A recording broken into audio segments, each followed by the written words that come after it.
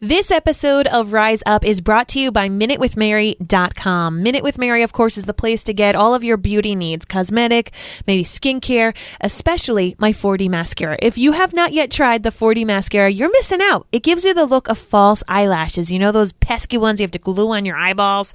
Well, hopefully not your eyeballs, but you know what I'm talking about. It gives you that look, but no glue, no hassle. Not on your eyeballs. No, man, it's all good. And because you are a listener of Rise Up, you're a listener of Blake and mine, we want to make sure that you have an amazing discount. So what we're doing is every month, you're getting a special discount on a hot item. And this month that we're recording, September of 2019, it is the 4D Epic Mascara. Go to minutewithmary.com/discount. I am not throwing away my shot. I am not throwing away my shot. Hey, yo, I'm just like my country. I'm young, scrappy, and hungry, and I'm not throwing away my shot. From Providence, Rhode Island, welcome to Rise Up. It's a podcast dedicated to the smash Broadway hit Hamilton. So sit back, relax, and let's raise a glass to freedom. We're gonna rise up, ain't time to take a shot. We're gonna rise up, ain't time to take a shot. We're gonna rise up, rise up. It's time to take a shot. Rise up, rise up. It's time to take a shot. Rise up. It's time to take a shot. Rise up. Take a shot, shot, shot. It's time to take a shot. Time to take a shot. And I am not throwing away my shot. Hello, everybody, and welcome back. My name is Mary Larson. My name's Blake, and I freaking love Hamilton. I was preparing for this episode today, and as I was on the way home, I was just crying in my car. And you want to know the worst part? You want to know the absolute worst part about it is? What? I'm listening to the soundtrack, and you know, obviously we're going to get into why, and we're going to play some sound for this episode. And I'm sitting there in my car on the highway on 95 in traffic. I'm sobbing in my car listening to one of these songs, and as I'm sobbing, I realize there's people around me. Yeah. And I look to my right, and I look to my left. There are two people staring at me as I'm sobbing to one of these songs, and all I wanted to do was crawl in a hole and die. Oh, well, I'm glad you didn't. So, yeah, it was pretty incredible. I realized that I was not in my bubble. I was not in the comfort of my own home. I was in a very public area listening to Hamilton crying.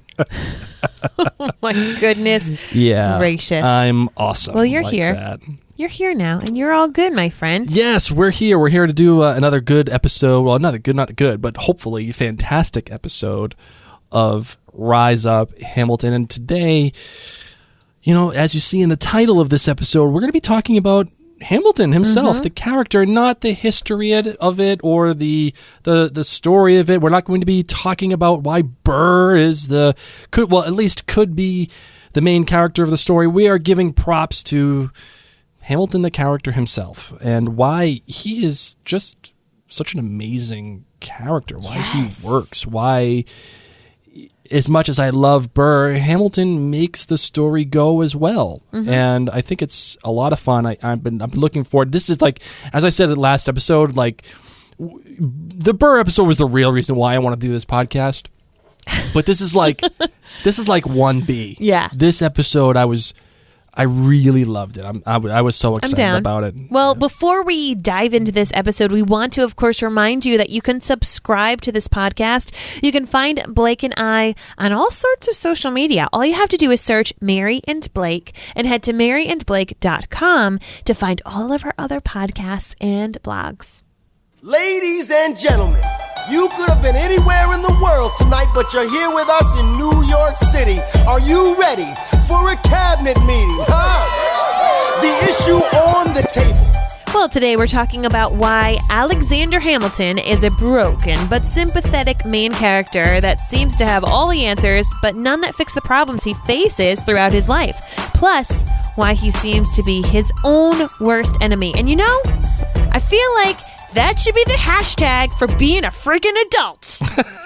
What are you trying to tell me here? I'm talking about me. Your own worst enemy? Yep. Probably you listening right now. You're like nodding your head. You're like, yeah, I am my own worst enemy. Well, maybe some of you may actually have like a real worst enemy. You have a nemesis. I might have an enemy. An enemy? An enema? You have an enema? An anemone. Isn't that what like clownfish live in? I have no idea. It's a sea creature that has like oogity boogities coming out of the top of it, and it stings. Wait, what comes out of the top of it? Oogity boogities. Okay, good. Yeah. You have a nemesis. You have an arch nemesis. Which one? Well, yes, that's right. A couple. You have a couple. Well, I have one from college who was my nemesis, and like I still like shudder when I think about him. And then you have one that may or may not be related to me. Yes. That may or may not be in my life every single day. You know, it's okay. Yes. It's all right because, you know, #adulting, you learn to give a lot less care about people who are enemies because you're dealing with your own bloody self. Because you're your own worst enemy. You get in your own way. You stay up all night and you worry about things. You push yourself sometimes way too much, so then you end up overdoing it. And that is a huge aspect of our main character, Alexander Hamilton's faults. I wanted to know, do you honestly think that Hamilton is his own worst enemy in this story, or is it Burr? Is it Jefferson? Is it Madison? Is it James Monroe? Or is Hamilton himself his own undoing? What do you think about that? Yeah, it's all him. It's all his own fault, man. Let's be real. Like, from the show perspective, Jefferson could have been anybody else. I mean, Monroe could have been anybody else. Right. Burr, yes, was kind of in many ways his equal, but like that wasn't necessarily his undoing, except for the whole shooting him part, which kind of stunk. Yeah, that's kind of a big deal. You know, like let's be real. Alexander messed up his life when he took out his pecker, okay? And he pecked somebody else in a little poke spot, all right? You know what I'm talking about. He pecks someone else in a poke spot. Trying to be careful because sometimes I listen to podcasts and I have kids in the car. Oh, man. He took out his pekka. His schmeckle, if you will. Martha Washington's Tomcat was named after him for a reason, my friends. That's true. That is reason. That is quite true. But more importantly, though, yeah, the schmeckle may have come out. The schmeckle. But why did the schmeckle come out? What is the reasoning behind it? I mean, I can get into it as a female. No, okay? no. I know the reason why, but I'm saying the deep rooted thing. Because he thought, he thought he was invincible. Right, and that is the whole part of this. That he thought that he was capable of doing many things, and and his hubris got in the way. He done messed up, man. He thought he could do it and hide it, and thought it wouldn't become a big deal, and it did. But that isn't just the one thing that makes his career fall apart. I mean, he himself, it makes that his whole career fall apart by being too loud, by being too brash, by saying the wrong things to the wrong people, by saying the wrong things to the right people.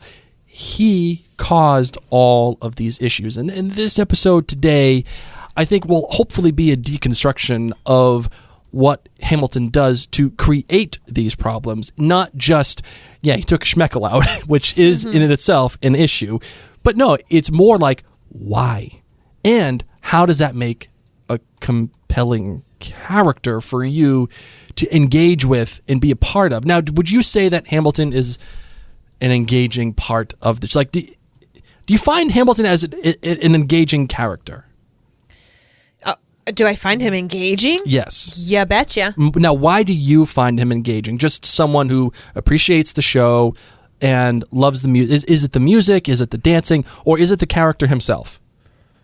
Why? Let's see. I mean, okay, so I think he'd be I would not be Alexander Hamilton's friend in real life. Okay, if I had to I feel like Alexander Hamilton and I would have been in the same class in high school, and I would have been like, I would have been Burr. Stop. Stop talking. Stop talking. Talk less. Okay, man? That would have been me.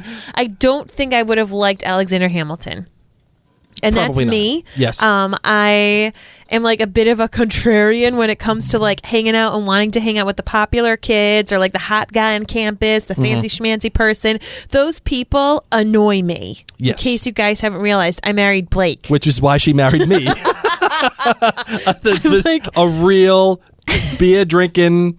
I'm like, get me dork. Like a normal guy who just sits in the back, is quiet, drinks his beer, likes sports, Play some Madden. Like it's just a chill out guy. Who's not going to be like Mr. Talks a lot, because I think that's me. I think that's a problem. You are Hamilton. Yeah, that's the problem, guys. Yeah, exactly. I don't like myself. But like, I think you have some deep rooted issues. Oh, completely. Well, it's funny. I watched the show. I listened to the music, and there must be so many great psychological deep studies on why he pushed himself. After many years of therapy for myself, I know many of the reasons why I push myself nonstop is because I didn't get recognition as a child because my parents were taking care of a handicapped child. So I just felt like this voiceless person in a world. Whereas Alexander Hamilton, he was orphaned. He literally, he knew to be somebody to get out of the disastrous situations that he lived in growing up. He had to go big because there was no home to go to. And I don't think he ever learned that he could stop. It's funny that you say this, because the more and more that you start talking about it, and the more that I hear you talk about it, Yes. Mary, the more that I realize that you are absolutely Alexander Hamilton, and I am absolutely Aaron Burr. 100%, without a doubt. I'm telling you, man, they could have been besties. They could have been married, apparently. Hey. They could have a podcast. Hey. But, you bring up something really important, which is Hamilton himself is not inherently likable. If he wasn't dancing, if he wasn't singing, if he wasn't like, whatever you do, Monticello, if he wasn't like, oh my God, you're so funny. If you had to put up with this jabroni who wouldn't shut up. Okay, when you go to those staff meetings and there is that person who's like, I'm going to talk and not stop. That was Alexander Hamilton, guys. He didn't get your shuffle, your cough. You're like, oh, look at the time. He didn't get that. Right. Because he didn't care. And I'm not like that. I mean, sometimes I am. Yeah, I you guess. You are. And this comes from a place of peace and love. I'm thinking back to the open house meeting that we just had with the entire classroom. Oh my and our teacher. Oh my God.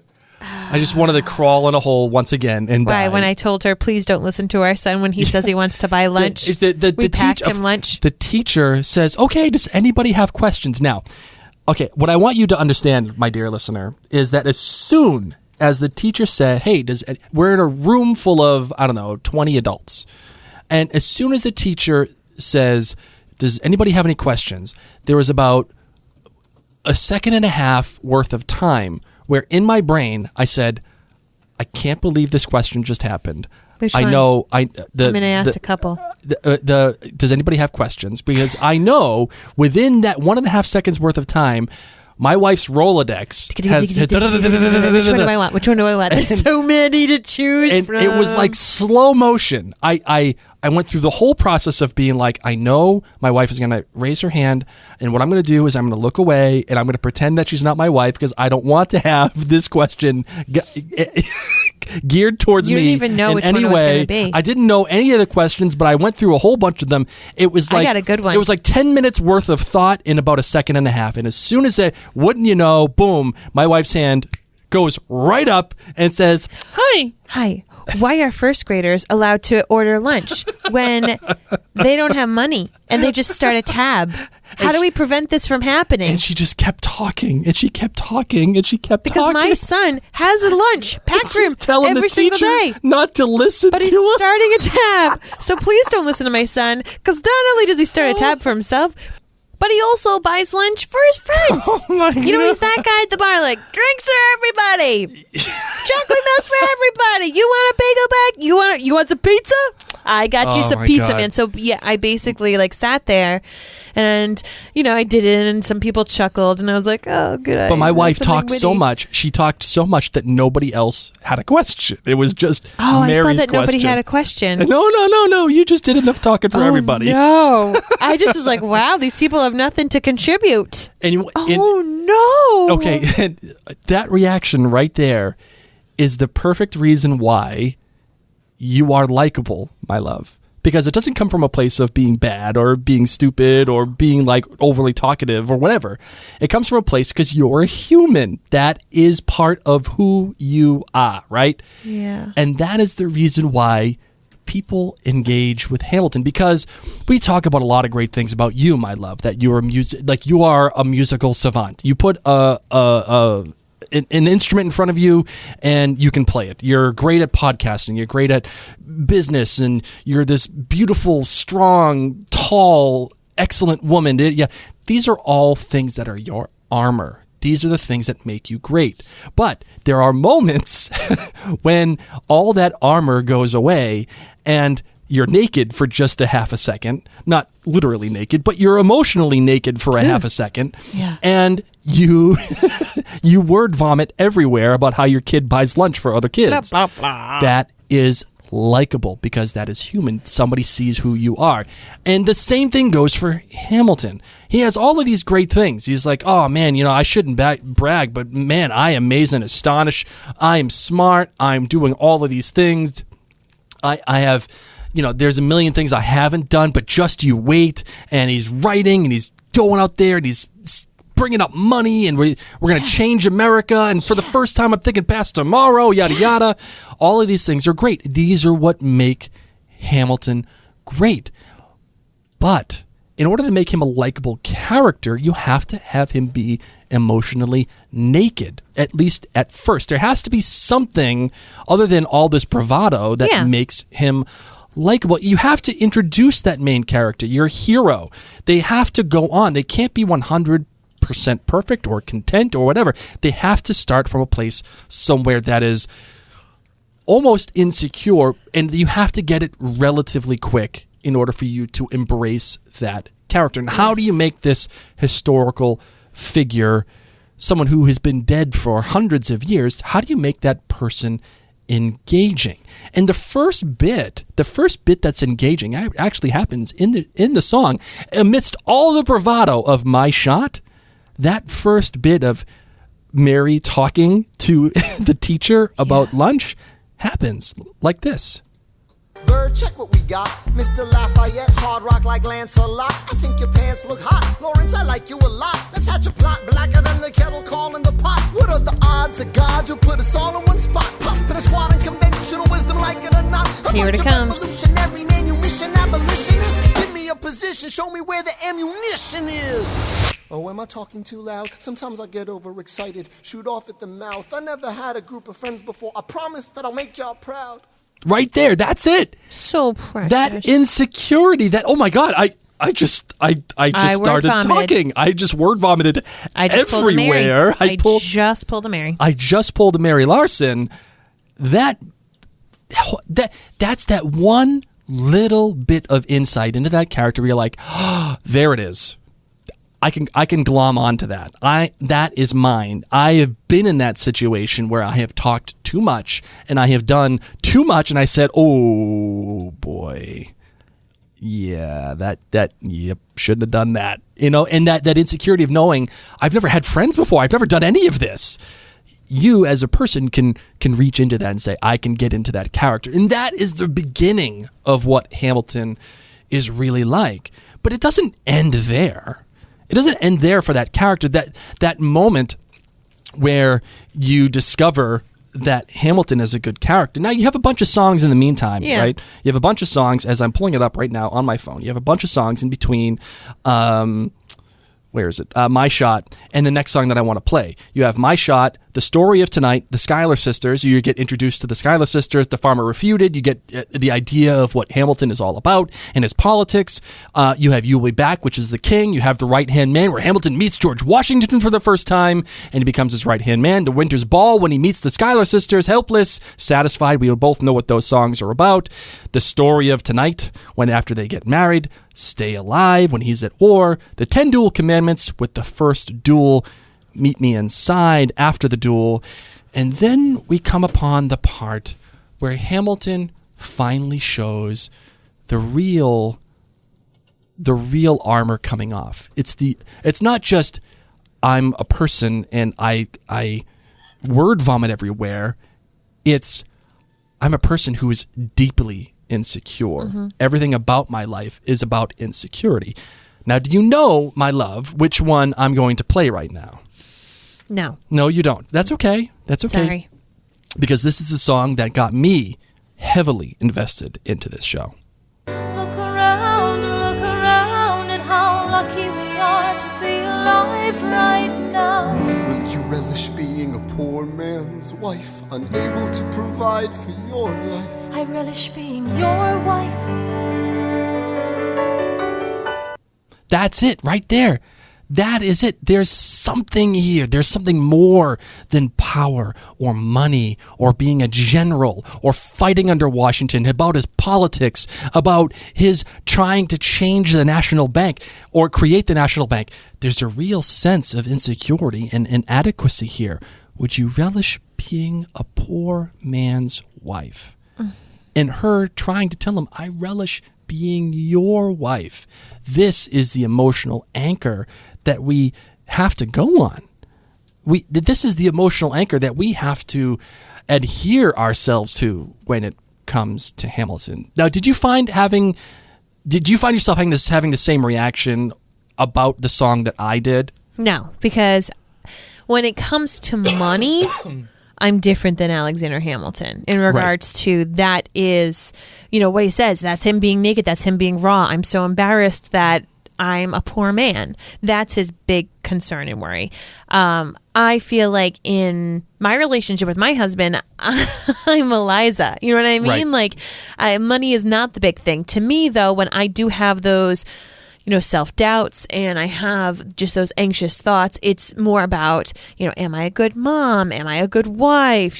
Just a lot of those kind of things. So I appreciate his self-doubt, but in this topic, it hit me more from Eliza's perspective. Right, and that's the part I think that it's not just about money. It's, would you relish being a poor man's wife? Yes, that line itself is about money, but it's more about the idea that Hamilton himself within the society is societally poor. I mean, he doesn't have a lot of cachet. He's just the Washington secretary. He's all of this stuff. He just got kicked out of the war.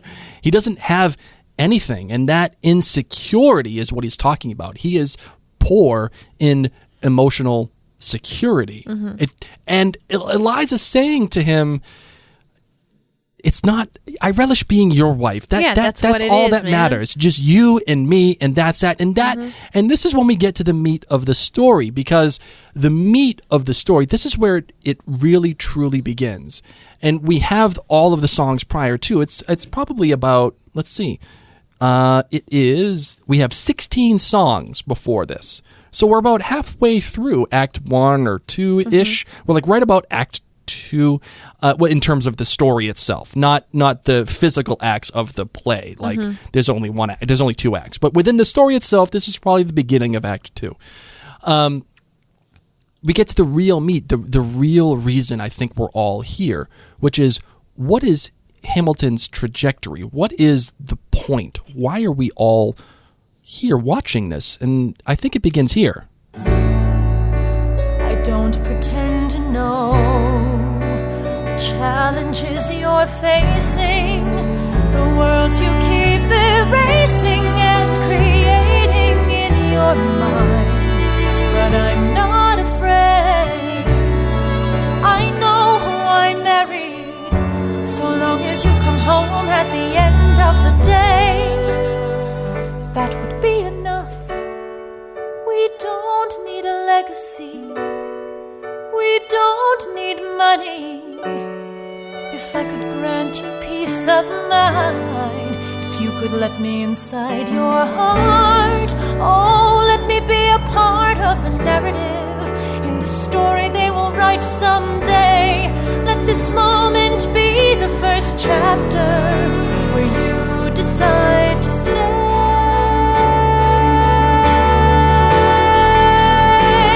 I could be enough, and we could be enough. That would be enough.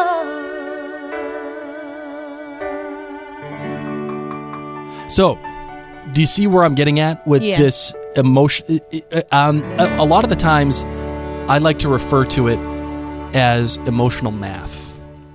When you are posed with a story, what you're watching, any show, any good television show, or any good Broadway hit, or any CD, really, or anything, it's about a journey, and that journey has to encompass change.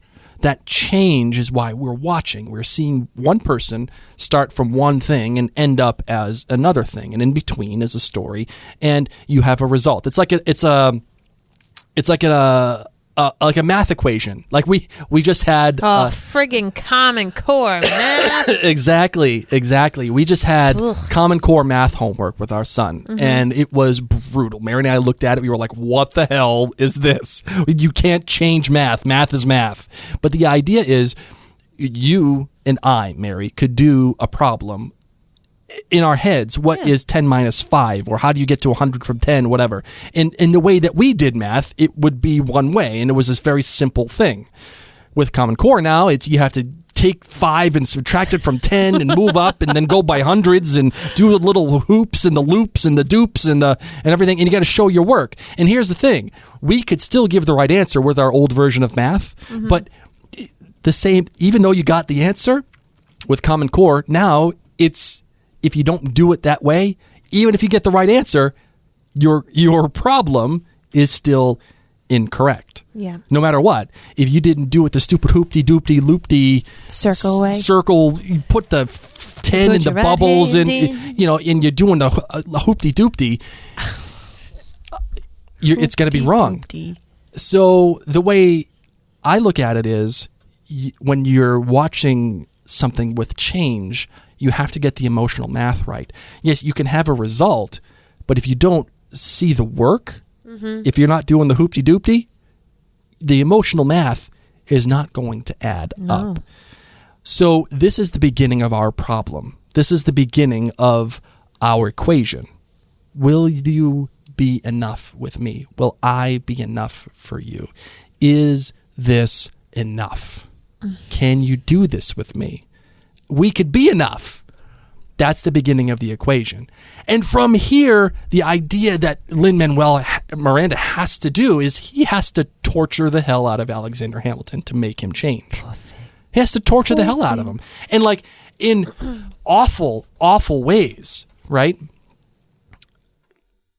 In what way do you think Lin tortures Hamilton the worst way? In what way is it I'm finding it weird that you're calling it Lin. Like, I'm trying to figure out. Well, because it's still it's real life, or it's real things. It's real life, but Lin-Manuel has to write this story to fit his own narrative. So, regardless of whatever really happened in real life, we're just talking about the story here, right? So, in the story of Hamilton, the Broadway hit, in what way do you think Lin writes it so that he is tortured most? Because that's the idea. You have to inflict change on someone who you would already think is very smart, who is powerful. I think he's tortured the most when Philip dies.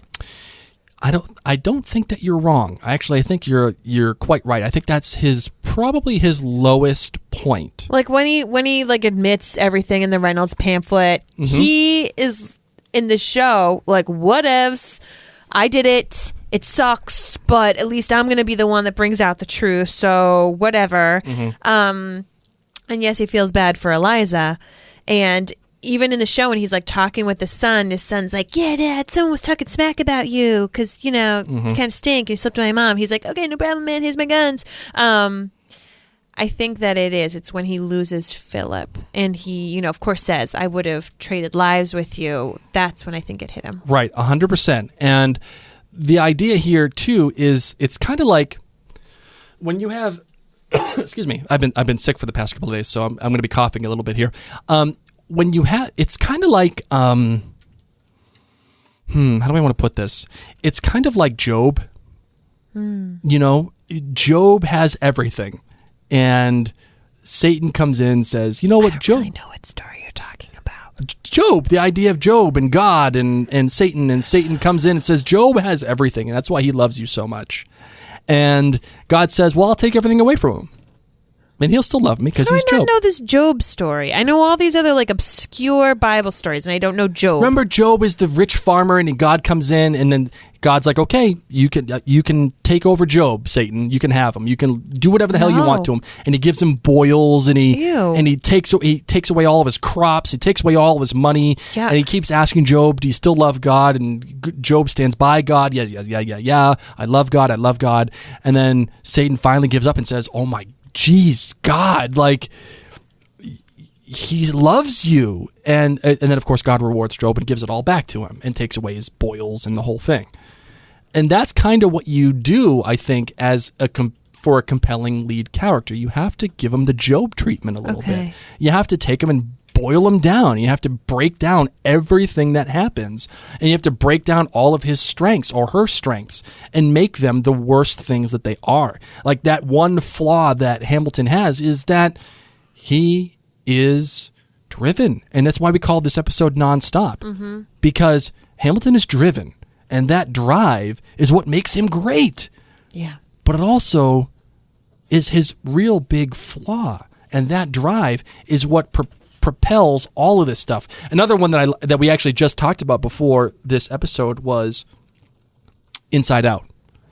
The movie Inside Out, Pixar, Yes. Joy, Sadness. And what did we talk about, my love, before we started recording? How Joy, the character of Joy, of course, bubbly, amazing, happy, but she is her own undoing. She is trying to keep up this perfection so much and not let sadness take control at all or not even share it, that she's so focused on her own plan that actually that is what ends up kind of eroding the emotional state of Riley. Right. Joy, in trying to do what she does best, makes Riley the worst version of herself.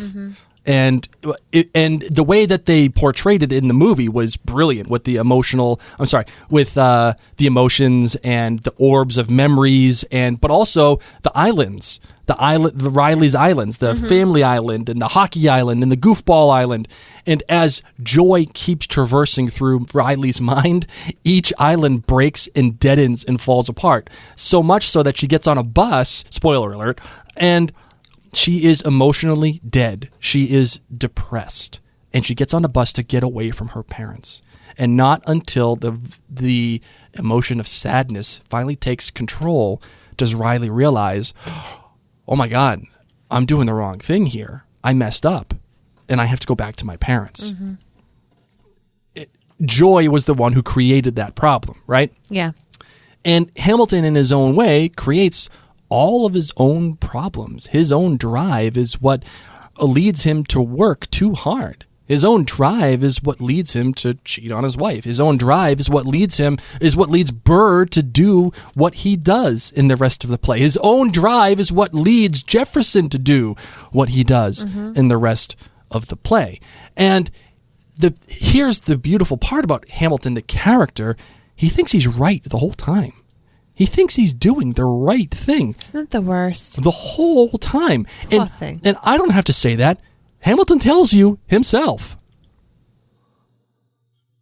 I wrote my way out of hell. I wrote my way to revolution. I was louder than the crack in the bell. I wrote Eliza love letters until she fell. I wrote about the Constitution and defended it well. And in the face of ignorance and resistance, I wrote financial systems into existence. And when my prayers to God were met with indifference, I picked up a pen, I wrote my own deliverance. In the eye of a hurricane there is quiet for just a moment. A yellow sky. I was 12 when my mother died. She was holding me.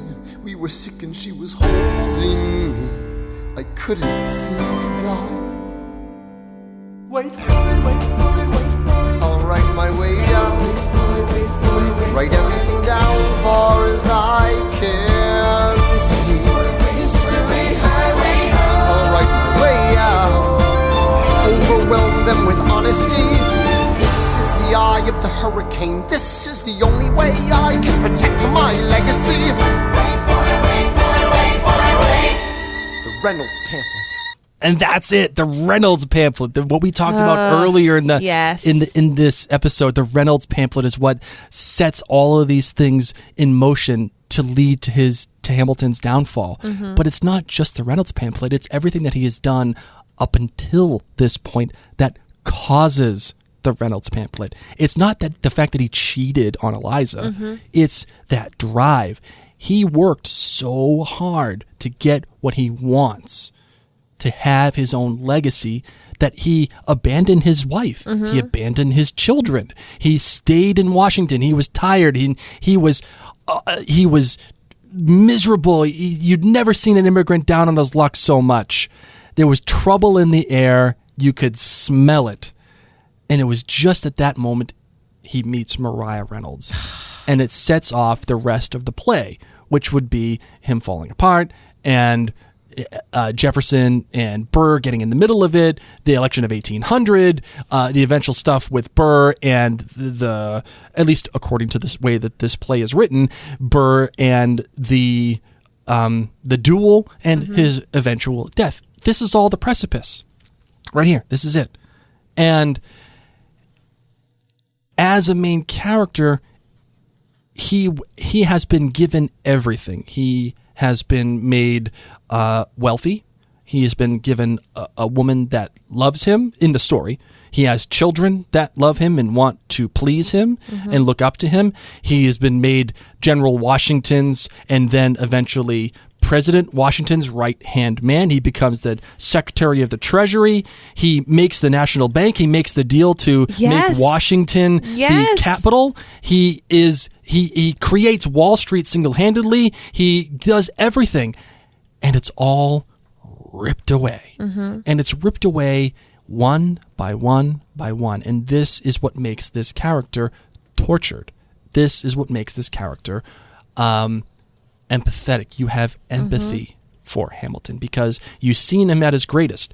A hurricane came and destroyed his town. He could never, ever go back. Right. That's it. He went to America and changed his life. He became what he became, and then it all gets ripped away. Washington dies, and that's the thing.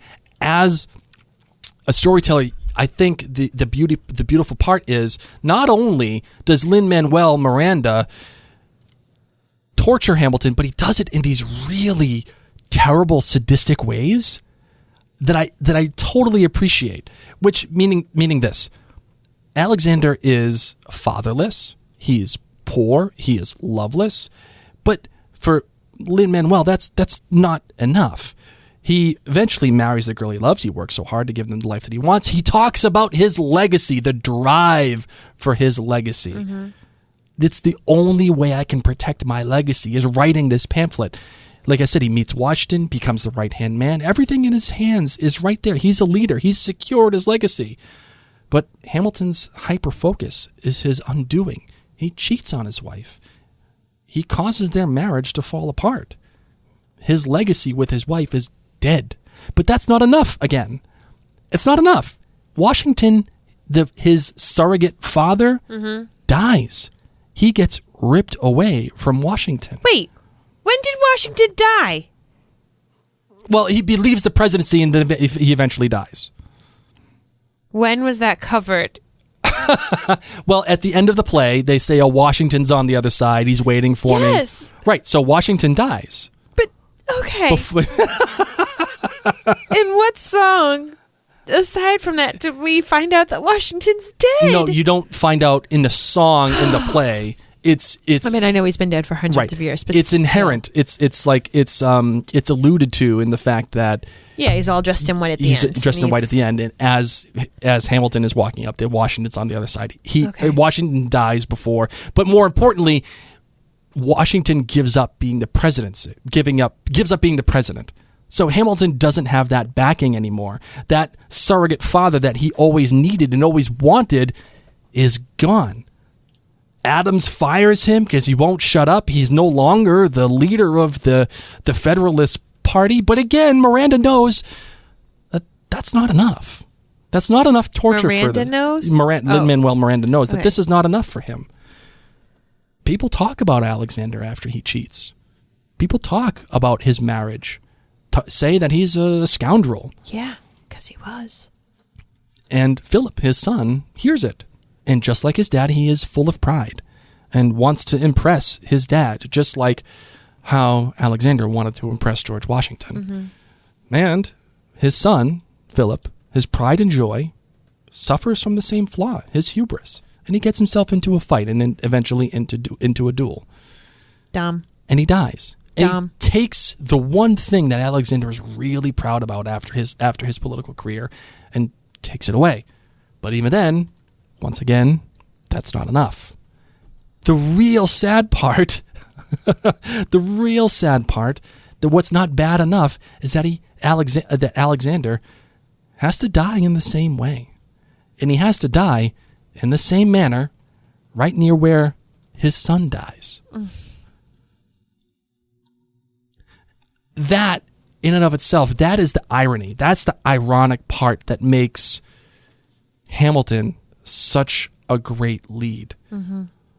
Because he's been tortured and things given and then ripped away so much. He's been beaten to the core, and he's and he's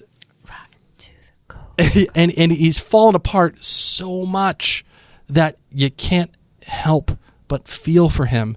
You can't help but feel for him after his son has died, and he realizes, holy shit. Hey, kids, Sorry. be listening. You're right. Holy smokes. My wife, Eliza, was right the whole time. The journey that he's gone on wasn't about legacy. The journey wasn't about all this other stuff. His journey was it was this. Look at where we are. Look at where we started. I'm going to start crying. I know I don't deserve you, Eliza, but hear me out, that would be enough. If I could spare his life, if I could trade his life for mine, he'd be standing here right now, and you would smile, and that would be enough. I don't pretend to know the challenges we're facing. I know there's no replacing what we've lost, and you need time. But I'm not afraid. I know who I married. Just let me stay here by your side. That would be enough. If you see him in the street, walking by your side, talking by your side, have pity. Eliza, do you like it uptown? It's quiet uptown. He is trying to do the unimaginable. See them walking in the park, long after dark, taking in the sights of the city. Look around, Eliza. They are trying to do the unimaginable. So it's not this portion here. There's a reason why at the beginning of this story, when she's talking to him about, could we be enough? Could this be enough? Stop worrying about legacy. Stop worrying about money. Stop worrying about all the things that you're trying to create. It's not coincidence that at the end of the play, he takes those exact words and reapplies them to her. I know who I married, and I'm so sorry. I know I don't deserve it, but you are enough. He's learned his lesson, his journey. He's completed, and he's been tortured so much, and he's been brought to the bone so much that we see that journey in the emotional math. The emotional math adds up. Look at you coming back to the emotional math, man. The emotional math adds up, and you know what? The emotional math especially adds up, and this is when I started really crying on the highway. The emotional math adds up when you hear this. There are moments that the words don't reach. There's a grace too powerful to name. We push away what we can never understand. We push away the unimaginable. They are standing in the garden, Alexander by Eliza's side. She takes his hand. It's quiet uptown. Forgiveness. Can you imagine? Falling. when she says it's quiet uptown, It gives me chills. you believe her. All that's implied in that one phrase, the whole journey they've gone on, Yeah. the creating everything that they've created, living everything that they've lived, their son dying, all of it. It's all encompassed in this one phrase. And when she says that, you are crying because the emotional math adds up. It makes sense. You've been through that journey with them. Yeah. And that's why Hamilton is a perfect lead. Just as much as Burr is a perfect antagonist, Hamilton is just as much the perfect lead. But that's not the end of the journey. Nope. No, it's not the end of the journey. And he has to die. Because he has to die. And he dies. And he chooses, and this is the worst part, because as much as the emotional math adds up for you and for me and for most of the audience, at the end of this play, we're all sobbing and as I'm crying on the highway, Hamilton then again chooses once more Burr after this. He chooses Burr because of his legacy still. He knows that legacy is still important. It's still an important part to him.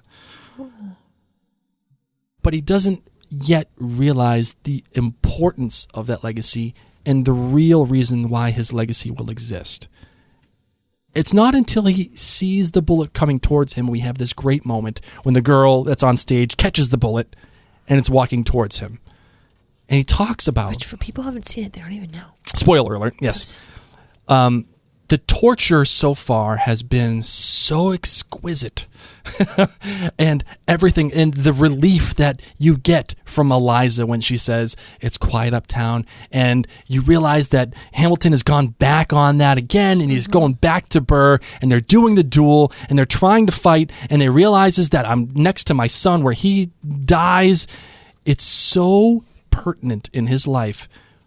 But then he realizes as that bullet's coming, maybe I did it all wrong the entire time. I imagine death so much it feels more like a memory. Is this where it gets me? On my feet, several feet ahead of me. I see it coming. Do I run or fire my gun or let it be? There is no beat, no melody. Burr, my first friend, my enemy. Maybe the last face I ever see. If I throw away my shot, is this how you remember me? What if this bullet is my legacy? Legacy. What is a legacy? It's planting seeds in a garden you never get to see. I wrote some notes at the beginning of a song someone will sing for me. America, you great unfinished symphony you sent for me. You let me make a difference, a place where even orphan immigrants can leave their fingerprints and rise up. I'm running out of time, I'm running and my time's up. Wise up, eyes up. I catch a glimpse of the other side. Lawrence leads a soldier's chorus on the other side. My son is on the other side. He's with my mother on the other side. Washington is watching from the other side. Teach me how to say goodbye. Rise up, rise up, rise up, Eliza. My love, take your time. I'll see you on the other side. Raise a glass to freedom. That's it. That's when he realizes his legacy isn't just the bank. It's not just the politics. It's everything. Nothing that you do, your legacy isn't created while you're here. It's just seeds. And all the things that you leave behind are like the emotional relationships. Notice he talks about the people that he is seeing on the other side. Those are all people that he had relationships with. That's the legacy. That's the whole point. And when he sees, he talks to Eliza, he's, take your time. It's okay. I'll see you on the other side. And he raises a glass to not a bank, not Washington, D.C., but he raises it to an ideal. Raise a glass to freedom. Freedom is the legacy. Freedom, the love, and freedom, the relationships are the legacies that he's left behind. And that is his journey. He may have chosen Burr again, but he sees what the whole idea is, which is the relationships of the legacy of his relationships. And that's why he's a perfect lead. And that, my lady. Are you all crying? I am. So that is a relatively, okay breakdown of Alexander Hamilton, the main character. And not bad for whatever, Right. I'm sure if Lin-Manuel Miranda was listening to this, he'd be like, dude, you got it all wrong. What are you talking about? Lynn, if you're listening, please let me know. I'll MarianBlakeMedia@gmail.com. Let me know, and I'm happy to talk with you about it. So what do you think? What do you think as Hamilton looks into the future and the wants and the needs of his legacy? Love it. I love it. Yeah? Because I feel like that's all of us when we die. You get caught up in so many things. You get caught up in life and what you need in your bank accounts, and we all do it. I do it. I'm doing it now. I'm thinking about our bank account as we talk about this, and like, how do we get more money, and how do we how do we live our lives so that we can have the kind of lives that we want? But really, ultimately, it doesn't really matter. What matters is the relationships that we foster. Because who lives, who dies, who tells your story? It's the people, not these things. These things will go away. It's the people that will tell your story. Right? You hit it, and that's it. Boom. I can't. I'll take it. I'm crying. All right, you ready to... now you know why I was crying on the highway in the car. And unless people be looking at you. People are staring at me. Saying, what is going on? What are you doing, bro? Get your life together.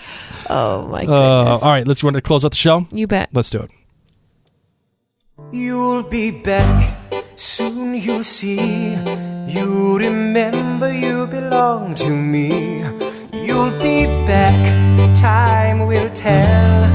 You remember that I served you well. Oceans rise, empires fall. We have seen each other through it all. And when push comes to shove, I will send a fully armed battalion to remind you of my love. Do you guys dance? Because Blake and I dance and we swerve because that song is just so fun. That was the song that first got us both hooked in the regard to stuff oh, this is sing-alongable. I just want to sing this to my kids. Sing-alongable? Except it's something I shouldn't really sing to my kids, but they do. So thank you guys so much for tuning in to this latest episode of Rise Up. We truly want to thank all of the Outlander cast patrons who made this podcast possible. You guys are amazing. We love that you're total nerds with us who love historical stories, historical fiction. You love Hamilton? Hey, this is it, man. Hey. And thank you, everybody, so much for tuning in. And let us know your thoughts. How do you feel about Hamilton? Would you have been his friend? Are you like Hamilton? Seriously, shoot us a message. Or are you like me and like Burr? Yeah, seriously, there's people out there who are oh, I don't know if I should message you. I don't know if I'm going to come off kind of weird. And I'm no, guys, we are Klansmen. Seriously. You're our clan. You are literally our clan. We are weirdos right along with you. We are real deal, bleeding, breathing human beings who are sitting in our basement talking about Hamilton, geeking out. So if you are sitting in your car, laughing, crying, people are looking at you, reach out to us, Mary and Blake, on social media, and let us know. And I would like to know, too, if you like Hamilton, the character, better, or do you like Burr, the character, better? Ooh, who would have been your biffle? That would be an interesting poll to take. Then maybe we'll do that on Mary and Blake Facebook. Oh, maybe Instagram. I don't know. Now that we got Instagram, who knows? God. Oh my gosh, you're right. We are on Instagram. We're everywhere. We're so important. Really, that's what it comes down to. You want to know what it comes down to? What? We gotta close the show soon because I have to pee so badly. All right, let's close it. You know what I did? What? I've got a new cup, guys, and it's beautiful. And I filled it up, and I drank the whole thing while we were podcasting. It's 30 ounces. So on that note, I'm Mary. My name is Blake. And rise up.